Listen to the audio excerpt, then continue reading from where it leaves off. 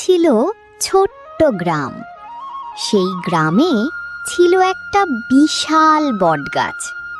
কিন্তু সেই বটগাছটা অন্যরকম, কারণ সেই বটগাছে থাকত এক দুষ্ট ভূত। সেই ভূতটির নাম ছিল ভুড্ডু। ভুড্ডু গ্রামের মানুষকে ভয় দেখাতো ঠিকই, আসলে সে খুবই একা ছিল।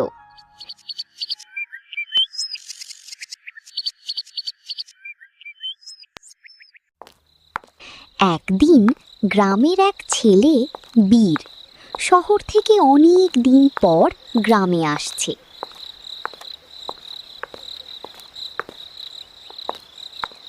কিছুটা হাঁটতে হাঁটতে তখন বটগাছের পাশ দিয়ে আসতেছিল। হঠাৎ ভুড্ডু হাসতে শুরু করলো।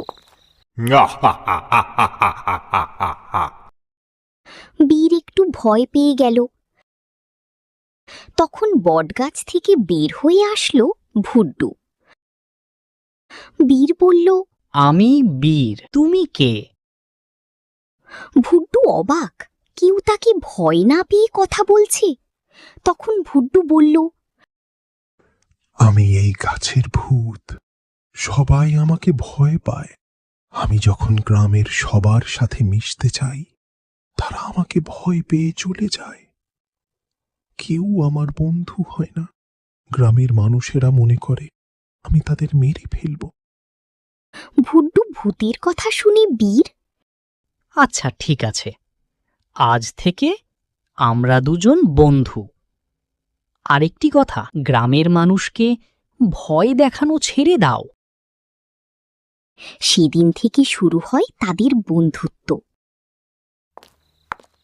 বীর গ্রামের দিকে হাঁটতে লাগলো।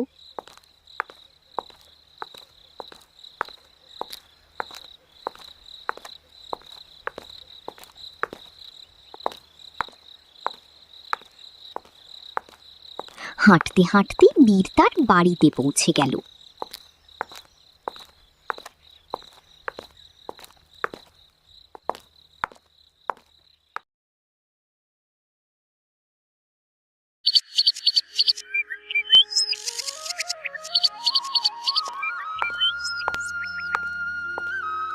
তার পরের দিন সকালে ঘুম থেকে উঠে বীর ভুড্ডুর সাথে দেখা করতে বটগাছের নিচে চলে আসে আর দুজন মিলেমিশে গল্প করে। বন্ধু, তুমি কেমন আছো? হ্যাঁ, আমি অনেক ভালো আছি এখন। তোমার মতো একজন বন্ধু পেয়েছি। বন্ধু, তুমি কেমন আছো? আলহামদুলিল্লাহ, আমিও ভালো আছি। একদিন রমেশ পাশের গ্রামে যাওয়ার জন্য রওনা হলো। তখনই ভুড্ডু ভূতের কাণ্ড শুরু হয়। ভুড্ডু বলতে লাগলো, রমেশ, এই রমেশ। রমেশ পিছন ফিরে দেখে ভুড্ডু। কিরে, কোথায় যাচ্ছিস? একটু এদিকে আয় না রে বাছা। ভয় পাস না রে বাছা, আমি তোকে কিছু করব না। রমেশ কাঁপতে শুরু করলো। রমেশ ভয়ে গ্রামের দিকে ফিরে গেল। বিচার নিয়ে যায় গ্রামের জমিদার ইকরামুল হকের ছেলে সামিরের কাছে। তারপর গ্রামবাসী অনেকেই বিচার নিয়ে আসে জমিদার বাড়িতে। একদিন জমিদার ইকরামুল হকের ছেলে সামির গ্রামবাসীকে ডেকে সবাই একত্র হলো। তারপর সে বলল, আমরা সবাই আজ ওই বটগাছের নিচে যাব। এতদিন ধরে এই গ্রামের মানুষ ভয়ে সেখানে যেতে সাহস পায়নি, কিন্তু আজ আর ভয় নয়। আজ আমাদের সত্যিটা জানতেই হবে। কেন ওই ভূত আমাদের সঙ্গে বারবার দেখা দেয়? সে কি সত্যিই অশুভ, নাকি তার পিছনে লুকিয়ে আছে কোনো অজানা রহস্য? আপনারা সবাই আমার সঙ্গে চলেন। আজ আমরা বটগাছের নিচে গিয়ে সত্যের মুখোমুখি হব। গ্রামের মানুষ একত্র হয়ে বটগাছের দিকে ছুটতে লাগলো। এদিকে বীর আগেই বটগাছের নিচে চলে আসে। ভুড্ডু গাছের ডালের ওপর বসেছিল। বীর বলল, ভুড্ডু, গ্রামের মানুষ আজ এখানে আসছে, তুমি কাউকে ভয় দেখিও না। ভুড্ডু একটু মন খারাপ করে বলল, কিন্তু আমি তো শুধু বন্ধু হতে চেয়েছিলাম, আমি কারো ক্ষতি তো করি নাই।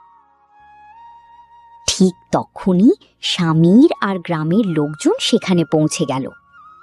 সবাই বটগাছের দিকে তাকিয়ে রইল। তারপর ধীরে ধীরে গাছের আড়াল থেকে বের হয়ে আসলো ভুড্ডু। গ্রামের মানুষ ভয়ে পিছিয়ে গেল, কেউ ভয়ে চিৎকার করতে লাগলো, বুবু, ভূত।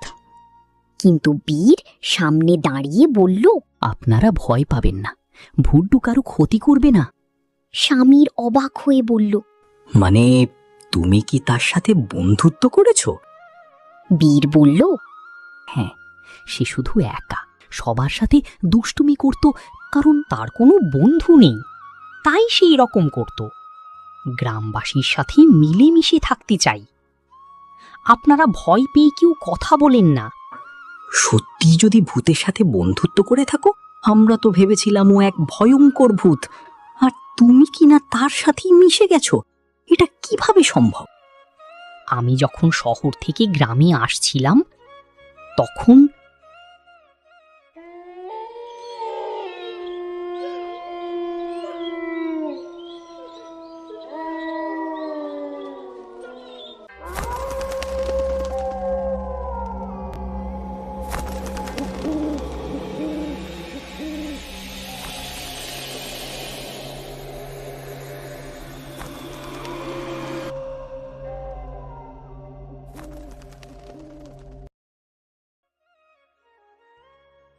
তারপর স্বামীর বলল, এতদিন গ্রামের মানুষ তোমাকে ভুল বুঝেছে, তোমাকে ভয় পেয়েছে, কিন্তু আজ আমরা জানলাম তোমার মনটা অনেক ভালো। যেহেতু তুমি কারো ক্ষতি করবে না, বরং সবার সাথে মিশতে চাও, আজ থেকে তোমাকে আর কেউ ভয় পাবে না। গ্রামের সবাই তোমার ভালো মনের কথা জানলাম, আমরা সবাই তোমাকে আপন করে নিলাম। তুমি আর এই বটগাছের একাকী ভূত নও, তুমি আমাদের গ্রামের একজন প্রিয় বন্ধু। আজ থেকে এই গ্রামের দরজা তোমার জন্য সব সময় খোলা থাকবে, ভুড্ডু। এরপর গ্রামের সবাই মিলেমিশে সুন্দরভাবে জীবনযাপন শুরু করলো। আর দিনের উজ্জ্বল আলোয় ভুড্ডু আর বীরের বন্ধুত্ব আরো গভীর হলো। ভিডিওটি ভালো লাগলে অবশ্যই লাইক করবেন আর কমেন্টে জানিয়ে দিন আপনার মতামত। নিয়মিত ভিডিও পেতে আমাদের চ্যানেলটি সাবস্ক্রাইব করুন এবং পাশে থাকা বেল আইকনে ক্লিক করে সব নোটিফিকেশন চালু করে দিন।